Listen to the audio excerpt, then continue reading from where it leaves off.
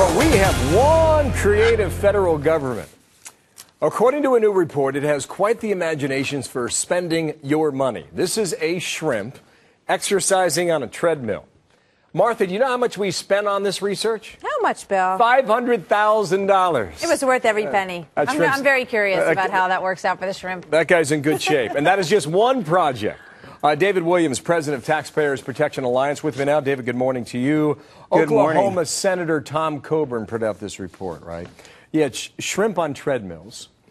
He found that the foundation, the National Science Foundation, right, spent $1.5 million to create a robot that can fold laundry.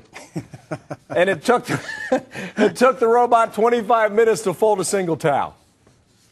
Well, it takes me 26 minutes to fold a single top. Did you do laundry last night?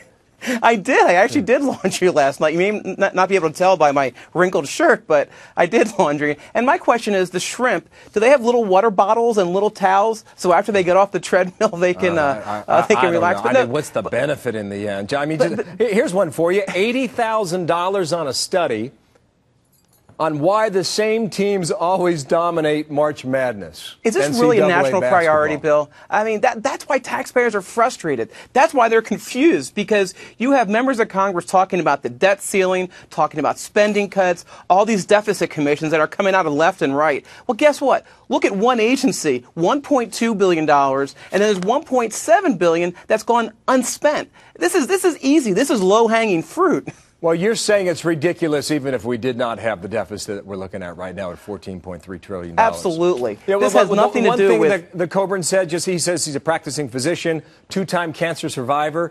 He sees the benefits of the National Science Foundation and the scientific research they've done, but he's just pointing to things that he thinks are just unnecessary. Well, and Bill, let's fund the big science. Let's fund the big science and not the small science. And I'm really getting back to the shrimp research. But the federal government is obsessed with shrimp. They've spent $100 million over the last decade or two on shrimp aquaculture in Arizona, of all places. So for some reason, why? This to make a bigger and better shrimp.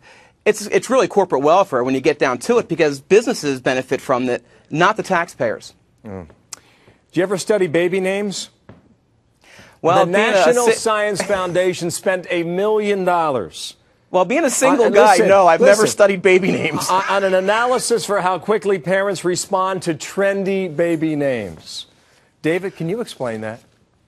I really can't. I was named after King David, but I don't know how other people respond to that. No study. But as I said, Bill, as a single guy, I have not looked at baby names my whole life, so it's an issue that I don't know anything about. Well, when we look at studies like these, you know, we're laughing about this, but I can tell you there are a lot of people watching this segment who are not laughing. They're ticked off. And this is why what happened in November happened, because people are frustrated. And they don't care if it's Republican or Democrat. They just want to get these bums out and bring in a new crop and see if they can make a difference. So this is, the taxpayers, they learned a lot with the Bridge to Nowhere, that if you yell loud enough, you can affect some change. And we saw that in November, so politicians better watch out. And it's amazing, only one member of Congress, Dr. Coburn, has come out with this. I would love to see other members of Congress really stick it to the National Science Foundation and make sure they get audited and make sure this money is spent wisely in the future. David, thanks for coming in. David Williams there from Washington. They do good work, cancer research, Alzheimer's research. That's all good. But baby names, I defer to you, King David. Thanks for coming in, okay?